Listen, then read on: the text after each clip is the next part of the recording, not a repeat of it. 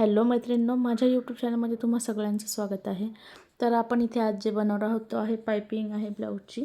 मी पहिलेही 2 video बनवलेले होते, खूप छान रिस्पॉन्स भेटलेला होता. पण काही जणांच्या कमेंट होत्या की आपल्याला सिंगल ब्लाऊजचे झालेले आहेत दोन्ही पण व्हिडिओ. डबल ब्लाऊज म्हणजे अस्तरवाले ब्लाऊजवरती पायपिंग करायची आहे. तर काहीच प्रॉब्लेम नाही, तुम्ही जसं आहे मी रेग्युलर अस्तरवालं कटिंग म्हणजे स्टिच करून घेता तसंच घेतलेलं आहे. माझ्याकडे एक्स्ट्रा कपडा, तर एक्स्ट्रा असलं तरी मी एका साईडनं कॉर्नरनीच घेते.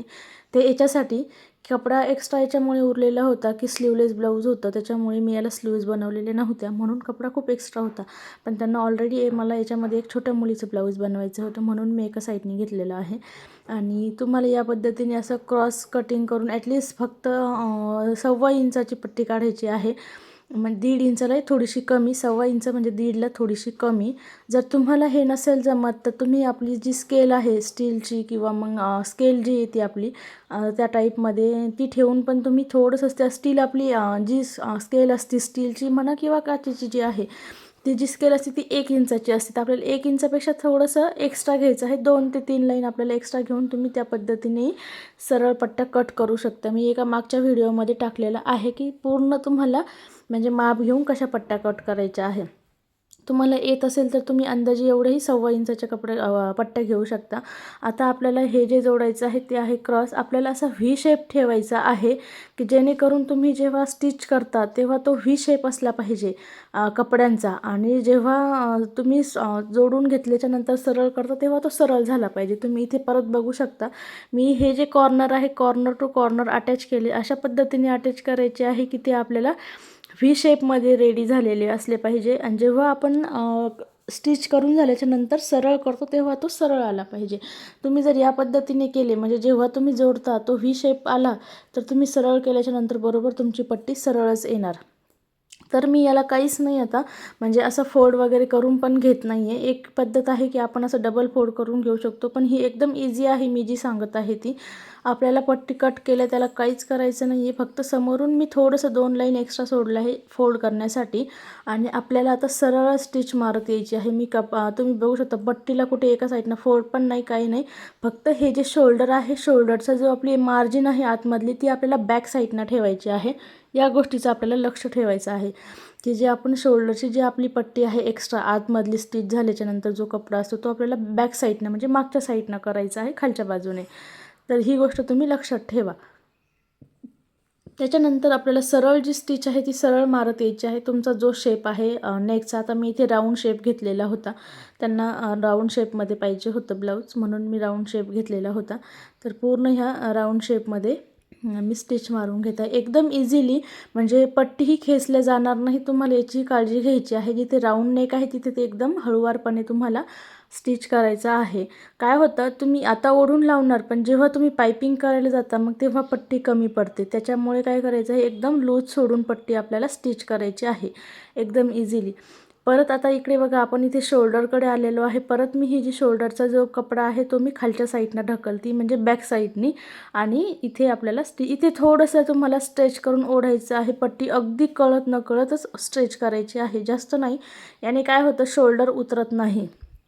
तर तुम्हाला ह्या गोष्टीचं पण लक्ष ठेवायचं आहे की आपल्याला कुठे खेचायची आहे आणि कुठे लूज ठेवायची आहे पट्टी. आता मी इथे आपल्याला ह्या जॉईनपर्यंत आलेलं आहे पूर्ण आपल्याला हुक पट्टीपर्यंत, सॉरी काचपट्टीपर्यंत. इकडेही मी थोडंसं एक्स्ट्रा ठेवूनच कट करणार आहे, म्हणजे अगदी 1 ते 2 लाईन एक्स्ट्रा ठेवून मी कट करणार आहे. इथे आपल्याला आता हा जो शेप आहे पूर्ण आपल्याला आतमधून जिथे आपण स्टिच मारले तिथे नॉचेस द्यायचे आहे. नॉचेस या पद्धतीने द्या की तुमचा एक्स्ट्राचा कपडा कट व्हायला नको, म्हणजे जी स्टिच मारलेली आहे त्या स्टिचवर कट व्हायला नाही पाहिजे. तर अशा पद्धतीने तुम्हाला इथे नॉचेस द्यायचे आहे. नॉचेस दिल्याच्यानंतर हा कपडा असा फोल्ड करायचा आहे की जेणेकरून तुमची जी आतमधली शिलाई आहे म्हणजे आतमधला जो कपडा आहे तो वरच्या कपड्यावर पॅक झाला पाहिजे, म्हणजे आतमधली फिनिशिंग पण छान येते. तुम्ही इथे बघू शकता की आपलं जे म्हणजे कपडा आहे तो आतमधला जो आपण एक्स्ट्रा कपडा स्टिच केलेला होता तो पूर्ण आपण वरती आपला पॅक होतो, वरच्या कपड्यावरती रॅप होत आहे. तर तुम्ही इथे बघू शकता एकदम छान पद्धतीने आपल्याला अशा पद्धतीने करायचं आहे की जेणेकरून आपला आतमधला जो एक्स्ट्राचा कपडा होता तो दिसणार नाही. त्या पद्धतीने आपल्याला एक्स्ट्राचा जो उरलेला आहे कपडा तो त्याच्यावरती रॅप करून स्टिच मारायची आहे. याचे फायदा हा की तुमच्या आतमध्ये जे कटिंग वगैरे झालेली असते, तुकडे तुकडे नॉचेस दिलेले असतात, ते पण बाहेर येत नाही. आतमधला धागा एकसुद्धा बाहेर दिसत नाही तुम्हाला पायपिंग केल्याच्यानंतर.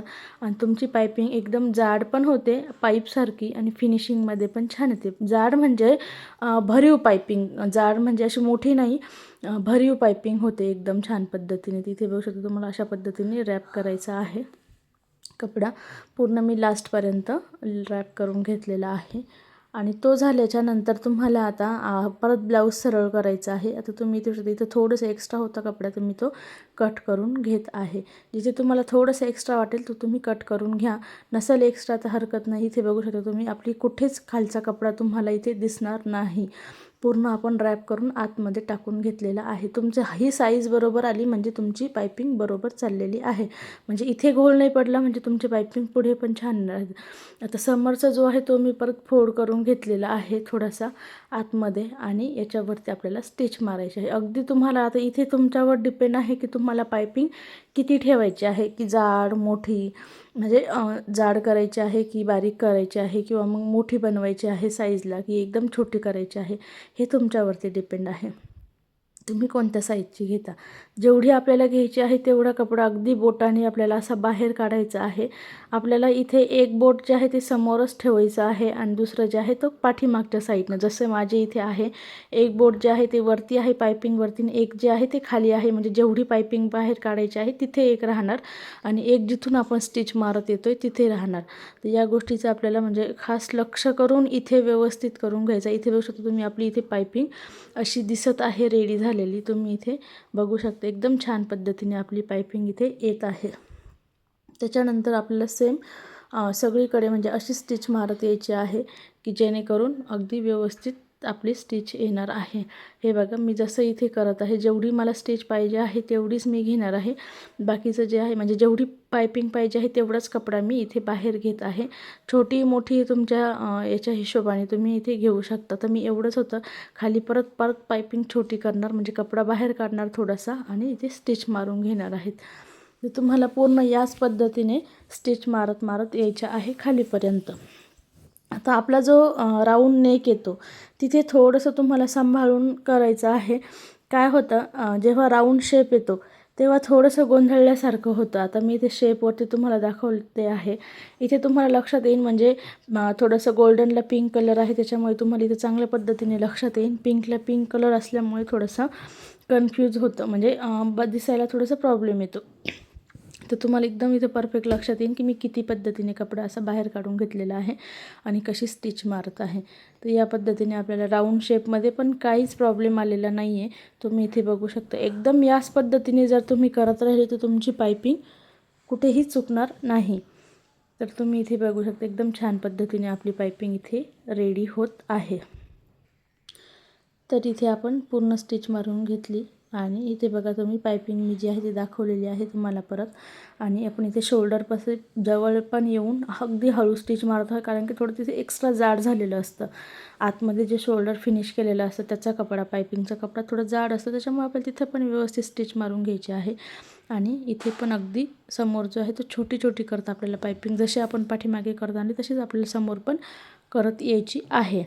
तर तुम्ही इथे बघू शकता आपली इथे पायपिंग पूर्ण म्हणजे रेडीच झाल्यासारखीच आहे. हा जो एक्स्ट्रा कपडा होता तो जेवढा नव्हता लागत तेवढा मी कट केला आणि हा जो उरलेला होता तो मी फोल्ड करून याच्यामध्ये टाकत आहे. या पद्धतीने आपल्याला फोल्ड करून टाकत आहे. इथे आपल्याला म्हणजे जी पट्टी कट केल्याच्यानंतर आपण कुठेही फोल्ड वगैरे केलेलं नाही, डायरेक्टली लावायलाच अटॅच केलेली आहे. तर आपली या पद्धतीने आपली पायपिंग अशी इथे रेडी झालेली आहे. तर तुम्ही इथे बघू शकता की आपण इथे छान पद्धतीने रेडी केलेली आहे पायपिंग.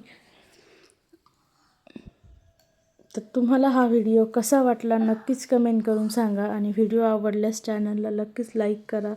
व्हिडिओला लाईक करा, चॅनलला सबस्क्राईब करा आणि शेअर करा तुमच्या फ्रेंडला की ज्यांनाही पायपिंग करायला थोडीशी हार्ड जाते. तुम्ही इथे बघू शकता एकदम छान पद्धतीने आपली अशी पायपिंग इथे रेडी झालेली आहे. राऊंड नेकला पण आपली पायपिंग छान रेडी दिसत आहे.